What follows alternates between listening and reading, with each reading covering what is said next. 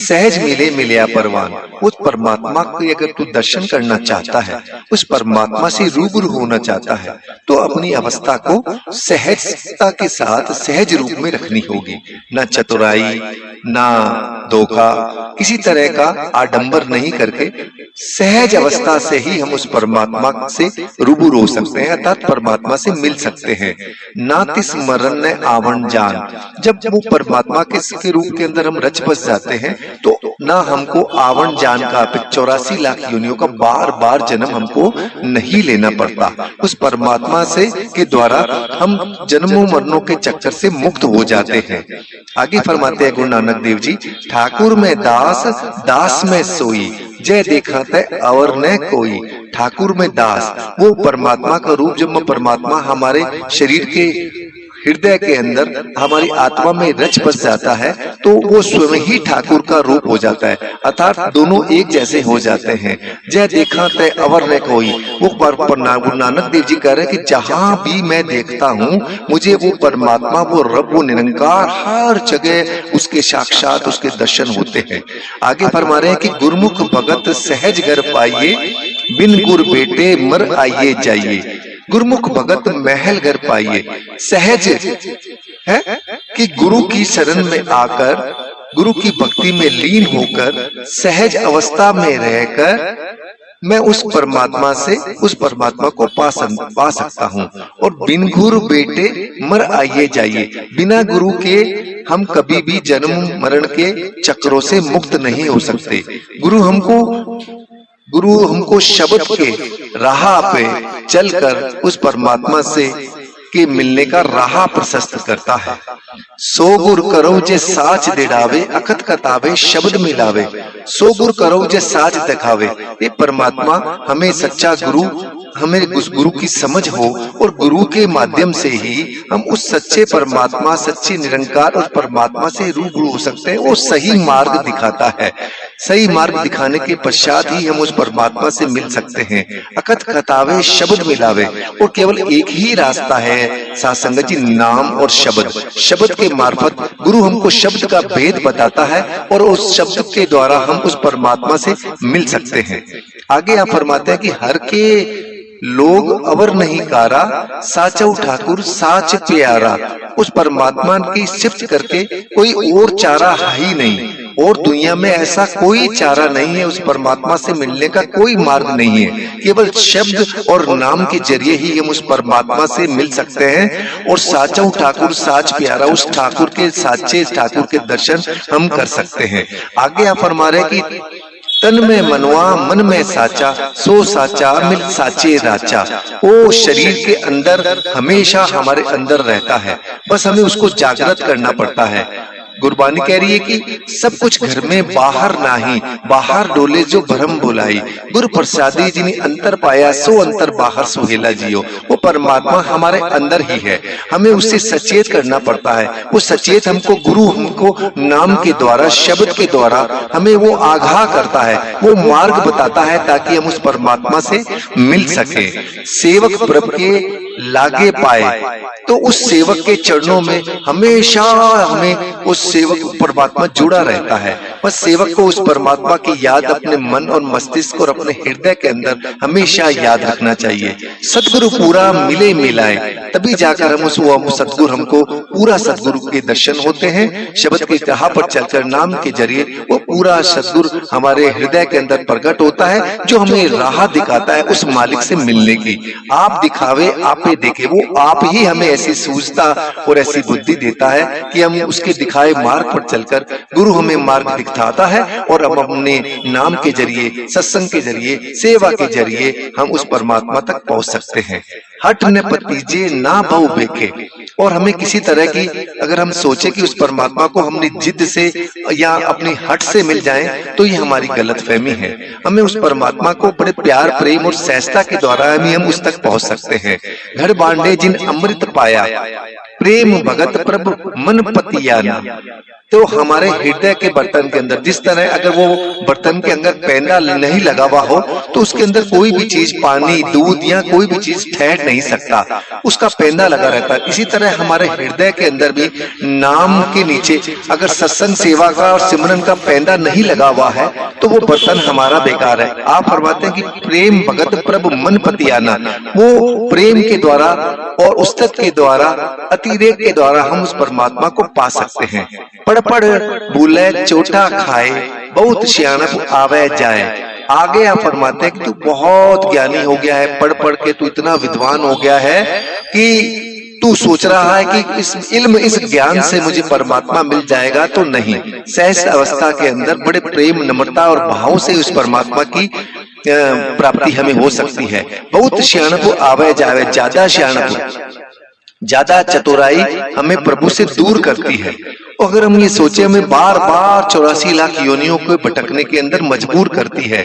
नाम जपे बहु भोजन खाए, हमेशा जब भी अपने सांसारिक दुनियावी काम करते हुए परमात्मा की छवि, परमात्मा का नाम अपने मन और मस्तिष्क को, अपनी आत्मा में टिका के रखेंगे तो गुरुमुख सेवक रहे समाये, तो वो गुरु का गुरु हमेशा हमारे अंदर हृदय में समाया हुआ होगा। पूज मिलसिला तीरथ बनवासा, भरमत डोलत भय उदासा। जो मनुष्य पत्थर को पूजता है और वो देखता है कि तीर्थों में भटकता है या बाहर की दुनिया में जाकर उस परमात्मा के दर्शन कर सकता है, तो वो उसकी बहुत बड़ी गलतफहमी है। गुरु नानक देव जी कहते हैं कि हर मंदिर एक शरीर है, ज्ञान रतन प्रगट हुआ। हरि का मंदिर वो शरीर है, शरीर के अंदर जो आत्मा है वो हरि का मंदिर है, जहां पर वो परमात्मा निवास करती है। हमारे हृदय में जो आत्मा निवास करती है उसके द्वारा ही हम परमात्मा से रूबरू हो सकते हैं। उसका मार्ग हमको सच्चा गुरु ही दिखाता है। भरमत डोलत भय उदासा, मन मैले सूचा की होई। आप कह रहे हैं कि अगर तेरा मन मैला है, मन के अंदर अनेकों तृष्णाएं भरी हुई है और तू सोच रहा हो कि मुझे परमात्मा से मैं मिल जाऊंगा, तो वो तेरी गलतफहमी है। कहते कि मन मैला, सब कुछ मैला, तन धोते मन अच्छा ना होए। अगर हमारे मन के अंदर निंदा, चुगली और अनेकों तृष्णाएं भरी हुई है तो वहां पर परमात्मा का नाम कभी भी नहीं टिक सकता। गुरु नानक देव जी कह रहे हैं कि सच मिले साच मिले, पावे पत सोई, आचारा विचार सरोई। जिसके मन के अंदर सच का वास है वही उस परमात्मा से रूबरू हो सकता है, दर्शन कर सकता है, उससे रूबरू हो सकता है। आगे गुरु नानक देव जी कह रहे हैं कि आद जुगाद सहज मल धीर, पल पंकज में कोट उदारे।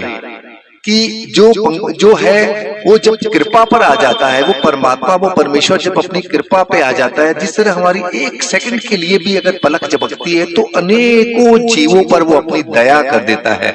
हमें पता भी नहीं चलता, बस उसको दया करने के लिए आप अपने प्रेम, प्यार, सत्संग और सेवा से विवश करें। बाकी सारा वो परमात्मा को स्वयं आकर करना करता है। किस आगे प्रभु तुझ सा लाही, तुद बिन दूजा मैं को नाही।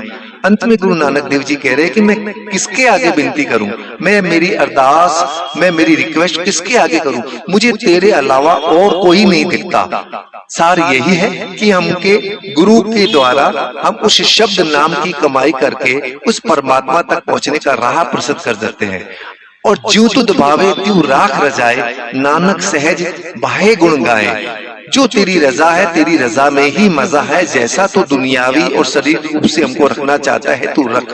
नानक सहज बाहे गुण गाए। और हे मालिक, अपने अंत के अंदर एक बार फरमा रहे हैं कि इतनी बख्शीश कर, इतनी दया कर, इतनी मुझ पर मेहर की वर्षा कर कि जिस अवस्था में भी तू रहना चाहे, रखना चाहे, हम लोग उस अवस्था में रखें। बस तेरा नाम और तेरा सिमरन और तेरी सेवा का मंत्र हमारे। रविदास जी छोटी जात से बिलोंग करते थे और गरीबी में रहकर उस मालिक को याद करते थे। और वो छोटी जात और अपनी गरीबी को ही परमात्मा से मिलने का आपने ये हथियार बनाया और परमात्मा का ही रूप हो गए। आपके द्वारा रचित गुरु ग्रंथ साहब की अंग 346 में विचारों को सुनते हैं। आपने फरमाया है, कूप भयो जैसे दादीरा, कछु देश विदेश न बूझ। आपने फरमाया कि जैसे साध संगत जी, बहुत सारे मेंढक कुएं के अंदर रहते हैं और बेफिक्री से रहते हैं और उनको बाहर के बारे में कुछ भी पता नहीं होता। वो उसे ही, अपनी कुएं को ही अपनी पूरी दुनिया समझते हैं और एक दूसरे से मिलते हुए और एक दूसरे के साथ रहते हुए अपने जीवन का निर्वाह करते हैं और उसे ही वो अपनी पूरी दुनिया समझते हैं। ऐसे ही आगे रविदास जी फरमा रहे कि जैसे ऐसे मेरा मन बिखिया बिमोया कछु आरा पार न सूझ, कि जैसे हमारा जो मन है ना, वो माया में इतना लबरेज रहता है, इतना बिजी रहता है, इतना व्यस्त रहता है, उतना जकड़न में रहता है कि हमको कोई भी रास्ता दिखाई नहीं देता। अर्थात हम उस कुएं के मेंढक की तरह ही उसे ही अपनी पूरी दुनिया समझे रहते हैं।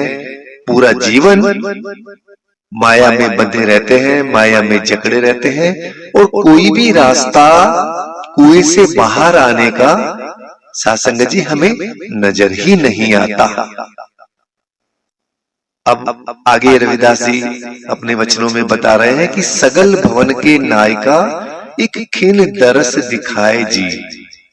हे परमात्मा, हे सारे जहां के मालिक, हे खुदा, हे रब, मुझे तेरे एक क्षण भी दर्शन हो जाए तो मेरा जीवन सफल हो सकता है।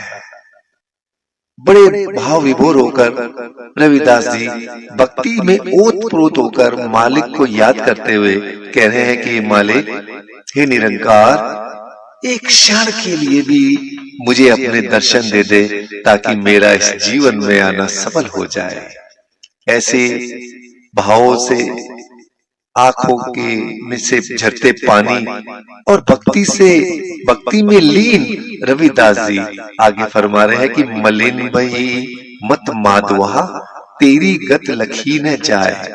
हे मेरे प्रभु, मेरी अकल विकारों से ढकी हुई है। इस 5 काम, क्रोध, लोभ, मोह, अहंकारों की मैल मेरे आंखों पर चढ़ी हुई है। मुझे कुछ भी समझ में नहीं आता और कि मैं इस भवसागर से कैसे पार निकलूं। इस कुएं में जहां अनेकों मेंढक की तरह हम इस माया के बंधनों में बंधे हुए हैं, कैसे इस भवसागर से पार निकलूं। करो कृपा तुम चूक गई, मैं सुमत दे समझाए। हे मेरे निरंकार, हे मेरे मालिक, मेरे को इतनी सोची दे, इतनी समझ दे, इतनी अकल दे कि मुझे रास्ता सूझा तुझसे मिलने का, कि मैं कैसे बार बार भटकने से मुक्त हो जाऊं। क्यों मेरा जीवन 84 लाख योनियों के बीच बार बार भटकता रहे, कभी जल के, कभी थल के, कभी नभ के जीवों के रूप में बारी बारी से भटकता रहूं। हे मालिक, मुझे अपनी सोजी दे, मुझे अकल दे, मुझे रास्ता सुझा कि मैं इस 84 लाख योनियों से मुक्त होकर तुझसे रूबरू हो सकूं, तेरे पास आ सकूं। आगे आप फरमा रहे हैं कि जोगी सर पावे नहीं तू गुण कथन अपार।